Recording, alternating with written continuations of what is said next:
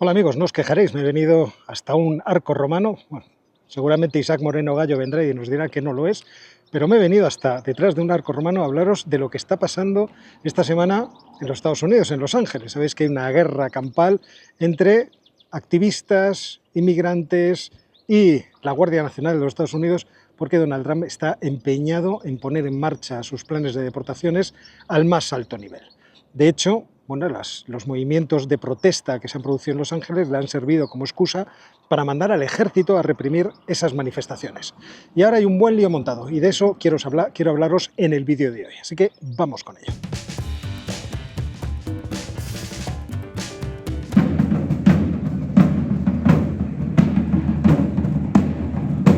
La decisión de Donald Trump de movilizar tropas se inscribe en el marco de su segundo mandato, que ha hecho de la seguridad fronteriza y las deportaciones masivas una prioridad política central. Voy a buscar un sitio más tranquilo para contaros el resto.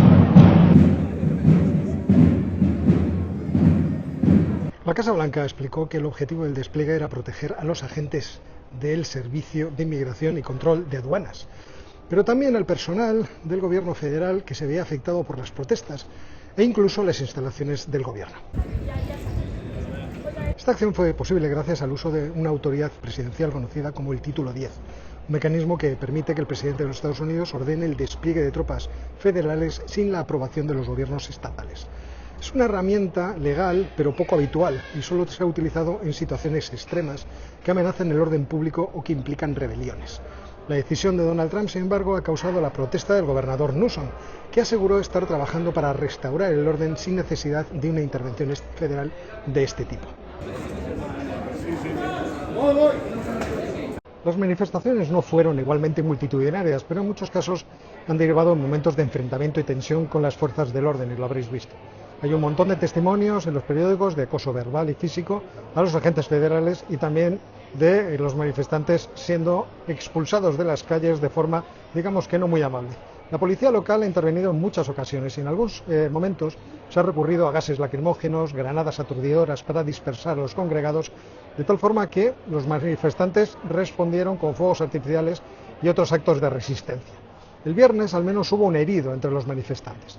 Además, el Departamento de Seguridad Nacional ha afirmado que 800 personas llegaron a rodear e incluso irrumpir en un edificio federal, donde se habría agredido a los agentes del Servicio de Aduanas, del ICE, cortando neumáticos y dañando propiedad del gobierno federal. En cualquier caso, este ICE informaba hoy que la detención de 118 personas en Los Ángeles, entre ellas 5 supuestos miembros de pandillas y otros inmigrantes, ponía en el foco precisamente a estos movimientos violentos como si fueran organizados.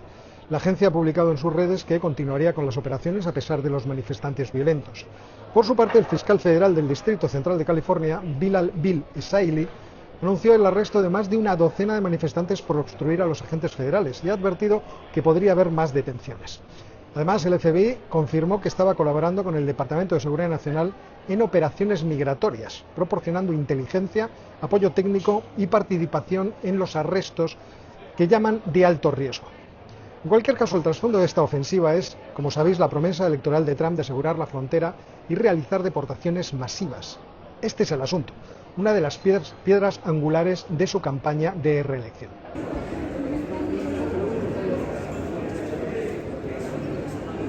La decisión de Donald Trump de desplegar la Guardia Nacional se ampara en el título 10 del Código de Estados Unidos, específicamente en la sección 12.406, que permite al presidente movilizar tropas en caso de invasión, rebeliones o cuando las fuerzas regulares no pueden hacer cumplir la ley. No obstante, esta medida no autoriza a las tropas a participar directamente en funciones de orden público, debido a otra ley, la Ley Posse Comitatus de 1878, que restringe el uso de militares en actividades civiles. En este caso, los soldados pueden proteger a los agentes federales o a los edificios, pero no pueden arrestar a los manifestantes. Sin embargo, la administración de Donald Trump ha justificado sus acciones alegando que las protestas podrían constituir una forma de rebelión al interferir con la capacidad que tiene el gobierno de hacer ejecutar las leyes migratorias. Y por eso las fotografías de los manifestantes con banderas de México creo que se van a convertir en uno de los elementos publicitarios principales de Donald Trump. Además, el anuncio de la intervención militar provocó una oleada de críticas desde todos los sectores. El gobernador Newsom calificó la amenaza de desplegar marines en suelo estadounidense como un comportamiento de locos y posteriormente solicitó formalmente a la Casa Blanca la revocación de la orden. Y la alcaldesa de Los Ángeles, Karen Bass, denunció la acción como una escalada caótica tras las operaciones de deportación. Mientras tanto, os podéis imaginar que el secretario de Defensa, nuestro querido Pete Hegseth, ha afirmado que los marines de la base de Camp Pendleton están en alerta máxima y dispuestos a caer sobre sus propios ciudadanos si las protestas se intensifican. Incluso llegó a publicar en redes sociales que la Guardia Nacional y los marines, si es necesario, están con el servicio de aduanas. Y Donald Trump ha dedicado su tradicional epíteto al gobernador de California, al que llama, como sabéis, New Scum, nueva basura. Nueva basura. En su primer mandato, si bien Donald Trump había enviado agentes federales a ciudades como Portland, nunca antes había movilizado a la Guardia Nacional, sin el permiso de un gobernador. La última vez que se desplegaron tropas federales sin petición estatal fue en 1965, cuando Lyndon B. Johnson envió soldados para proteger manifestantes por los derechos civiles en Montgomery, Alabama. El caso más reciente, que invocó el acta de insurrección, fue en 1992, durante los disturbios de Los Ángeles tras la absolución de los policías implicados en la paliza a Rodney King, y que los que tenemos una cierta edad recordamos porque fueron realmente caóticas y devastadoras. Pero entonces esto se realizó a petición del gobernador. Y aquí entra otra cuestión, que es el debate constitucional y de la libertad de expresión. En efecto, Trump se está acostumbrando a tensionar las instituciones para saber cuáles son los límites exactos de la acción que puede realizar el presidente, incluso en ámbitos en los que nadie antes se había atrevido a experimentar. Los periódicos en Estados Unidos han corrido a preguntar a los expertos, que afirman que estas decisiones plantean riesgos, sobre todo para la primera enmienda, que es precisamente la enmienda que habla de la libertad de expresión.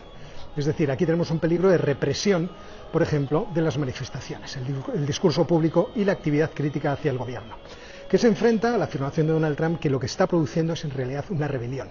El uso de tropas federales para disuadir manifestaciones, aunque sea bajo la premisa de proteger la ley, plantea interrogantes sobre los límites del poder ejecutivo. Y es por eso que algunos juristas destacaron que las protestas, en su mayoría pacíficas, no alcanzaban el umbral de rebelión necesario para justificar la movilización del ejército, es decir, de la Guardia Nacional. Pero las banderas de México, me temo, ayudan a una interpretación distinta en la convicción del movimiento MAGA. Y eso a pesar de que leo en Reuters que 4 expertos legales, tanto de organizaciones progresistas como conservadoras, han considerado que la acción de Donald Trump es inflamatoria y peligrosa, y que el lenguaje legal del título 10 no permite su uso unilateral en estas condiciones. Detallitos en los que no se va a detener la administración de Donald Trump, que a menos que les pare un juez, ellos van a seguir intentando tentar esos límites de los que os hablaba antes. Bueno, y también aunque les pare un juez.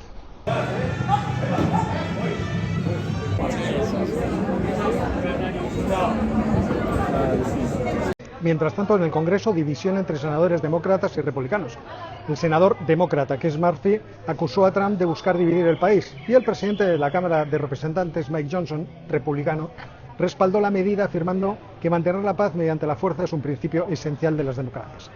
El caso de Los Ángeles se ha convertido solamente en un nuevo campo de batalla en la lucha por definir los límites del poder federal y los derechos de protesta. Durante su campaña de 2024, Donald Trump prometió la mayor operación de deportación en la historia de Estados Unidos y la bautizó como Operación Aurora, tócate las narices, con el objetivo de expulsar entre 15 y 20 millones de inmigrantes indocumentados. Aunque las estimaciones reales indican que solo hay entre 11 y 12 millones de inmigrantes ilegales en Estados Unidos. La operación prioriza delincuentes y personas con órdenes de deportación, 1,2 millones en 2022, pero podría incluir también a sus familiares, y la separación familiar extendería esa mancha a muchos más millones, incluyendo 5,9 millones de niños que ahora mismo son ciudadanos de Estados Unidos. Las protestas en Los Ángeles y la respuesta federal han desatado una discusión nacional sobre inmigración, derechos civiles y el alcance del poder presidencial, es cierto, aunque Trump, que centró su campaña en la seguridad fronteriza, sostiene que sus políticas migratorias cuentan con un amplio respaldo popular para llevar a cabo deportaciones masivas. Pero el modo en que se ejecuta esta agenda está provocando fracturas institucionales y sociales. Las escenas de soldados desplegados en una ciudad de Estados Unidos para contener protestas, reconocedme que reflejan un momento bastante tenso en la democracia de Estados Unidos.